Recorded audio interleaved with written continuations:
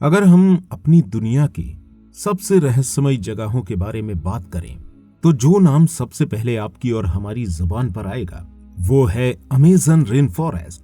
दोस्तों, अमेजन के जंगल दुनिया की सबसे रहस्यमयी जगहों में से एक हैं। सदियों से वैज्ञानिक, एक्सप्लोरर और रिसर्चर्स इस विशालकाय जंगल के अंदर रिसर्च करने आ रहे हैं, लेकिन इतना समय गुजरने के बाद भी इस अमेजन जंगल के सभी रहस्यों के बारे में कोई नहीं जान पाया है। और हमेशा से यही समझा जाता था कि अमेजन जंगल किसी के रहने लायक जगह नहीं है। कुछ खतरनाक जनजातियों को छोड़कर यहाँ कोई और नहीं रहता, और जो ट्राइब्स यहाँ रह रहे हैं वो भी बस किसी तरह अपना जीवन इस जंगल में गुजार रहे हैं। लेकिन दोस्तों, अगर आप भी ऐसा सोचते हैं तो आप पूरी तरह से गलत हैं, क्योंकि एक समय ऐसा था जब इस जंगल में एक एडवांस सिविलाइजेशन रहती थी। इसी सिविलाइजेशन ने वैज्ञानिकों के सर में दर्द कर रखा है। ये कोई छोटी मोटी सिविलाइजेशन नहीं थी, बल्कि इसमें लाखों की संख्या में लोग रहते थे। ये सिविलाइजेशन हजारों स्क्वायर किलोमीटर के एरिया पर फैली हुई थी।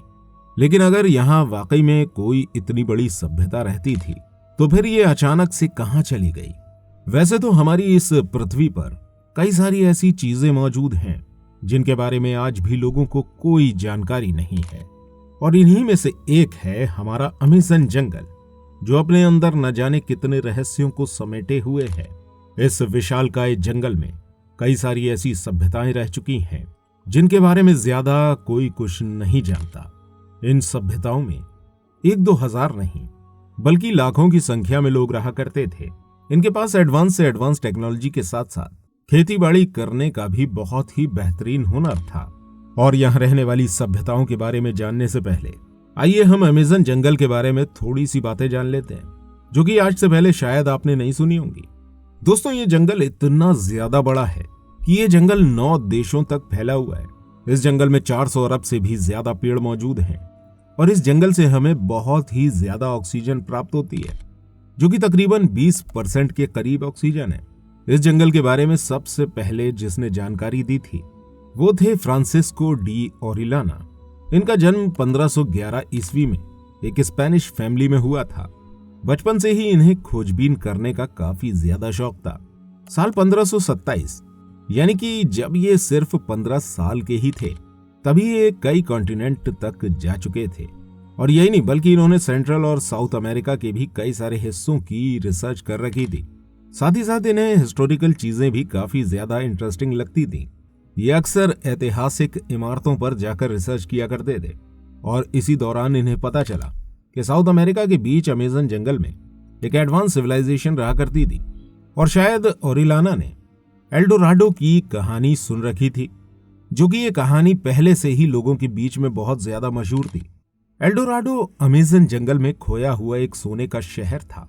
फ्रांसिस्को इस शहर की खोज में इसलिए निकले थे क्योंकि वो चाहते थे कि दुनिया उनका नाम हमेशा याद रखे, इसलिए वो कुछ अलग करना चाहते थे। साल 1541 में फ्रांसिस्को ने अपने सफर की शुरुआत करी। वो अपने कई साथियों को लेकर अमेजन जंगल की तरफ रवाना हो गए। फ्रांसिस्को एक एडवांस सिविलाइजेशन की खोज कर रहे थे, लेकिन इस जंगल में कई महीनों तक भटकने के बाद भी उनको यहाँ से कुछ नहीं मिल सका। यहाँ तक कि अब तो उनके पास खाने पीने के लिए भी कुछ नहीं बचा था। साथ ही साथ इस जंगल में रहने की वजह से उनकी टीम के कई सारे लोग बीमार हो चुके थे। खाने की तलाश करते करते वो एक नदी के पास पहुंच गए, जहां उनकी मुलाकात एक ट्राइबल कम्युनिटी के साथ हुई। इन लोगों ने उन्हें खाना भी दिया और आगे जाने का रास्ता भी बताया। फ्रांसिस्को इसी नदी के सहारे आगे बढ़ते गए और धीरे धीरे वो अमेजन नदी तक पहुंच गए। यहां पहुंचने के बाद उन्हें एक प्राचीन शहर मिला। दोस्तों, इस विशालकाय जंगल में एक एडवांस सिटी को देखकर हर कोई हैरान रह गया, क्योंकि यह शहर लगभग 20 मील के इलाके में फैला हुआ था। यहां मौजूद सभी घर एक दूसरे से जुड़े हुए थे, बिल्कुल वैसे ही जैसे आज के मॉडर्न सिटीज में होता है। साथ ही साथ इन घरों के बीच में एक मेन स्ट्रीट भी बनी हुई थी, जिन्हें देखकर ऐसा लगता था जैसे कि इन्हें किसी बहुत ही एडवांस लोगों ने बनाया हो। इसके अलावा ये लोग खाने पीने के मामले में भी बहुत एडवांस थे। ये लोग मीट के अलावा एवोकाडो और सेब जैसे फल खाया करते थे। साथ ही साथ इन लोगों को वाइन बनानी भी आती थी और ये उसे पिया भी करते थे। दोस्तों, ये सभी बातें फ्रांसिस्को के एक साथी जिनका नाम गैस्पर था, उन्होंने अपनी डायरी में लिखी। इस डायरी में यह भी लिखा हुआ था कि ये लोग कुछ समय तक इस शहर में रहे और उसके बाद ये अटलांटिक की तरफ निकल गए और फिर इन्होंने यूरोप वापस आकर इस पूरी घटना के बारे में यहाँ के लोगों को बताया। धीरे धीरे करके अमेज़न का ये शहर पूरे यूरोप में फेमस हो गया। अब हर कोई यहाँ आकर इसे देखना चाहता था, लेकिन कोई इसका रास्ता नहीं जानता था। सबको यहाँ का रास्ता दिखाने के लिए साल 1545 में फ्रांसिस्को एक बार फिर से इस शहर की तरफ रवाना हुए, लेकिन अफसोस कई महीनों तक भटकने के बाद भी फ्रांसिस्को को ये शहर दोबारा नहीं मिल सका। इसके बाद 1546 में उनकी मौत हो गई। इसके बाद ये शहर एक रहस्य बनकर रह गया। फ्रांसिस्को के बाद भी कई सारे लोगों ने इस शहर को ढूंढने की कोशिश करी, लेकिन किसी को इस शहर का कोई सबूत नहीं मिला, जिसकी वजह से लोगों ने यह मानना शुरू कर दिया कि फ्रांसिस्को ने जो कहानी सुनाई थी वो पूरी तरह से झूठी थी। लेकिन फिर इस घटना की कई सदियों बाद कुछ ऐसा हुआ जिसने फ्रांसिस्को की इस कहानी में जान डाल दी।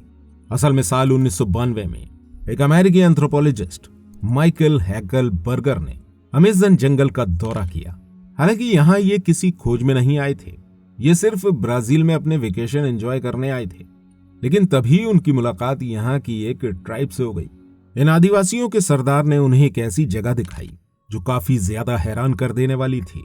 ये जगह 6 से 10 फीट गहरी और 30 फीट तक चौड़ी थी।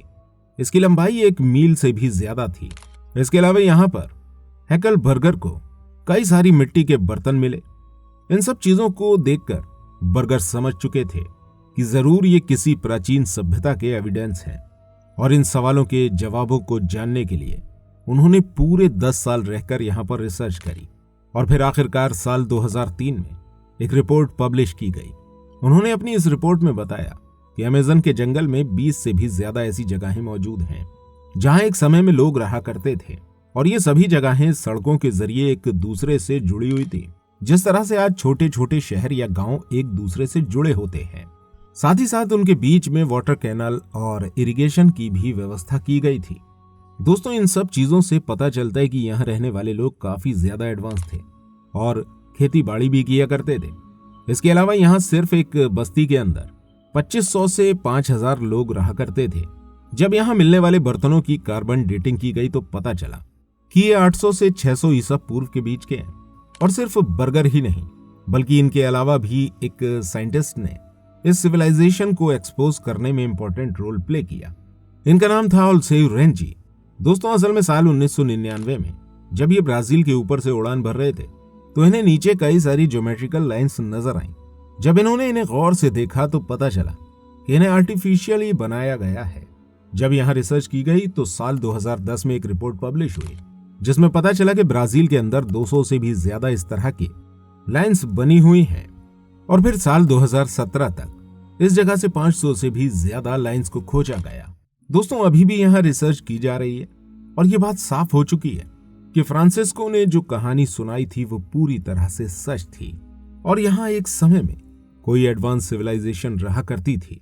इस जगह के बारे में और जानने के लिए रेडार टेक्नोलॉजी का इस्तेमाल किया गया और इस टेक्नोलॉजी के जरिए पता चला कि इस एरिया में 24 से भी ज्यादा सेटलमेंट मौजूद थे जो कि एक दूसरे से जुड़े हुए थे, कि यहाँ पर 10 से लेकर 20 लाख तक लोग रहा करते थे।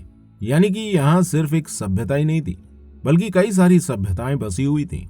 लेकिन सोचने वाली बात यह है कि आखिर ये सभी लोग कहाँ चले गए।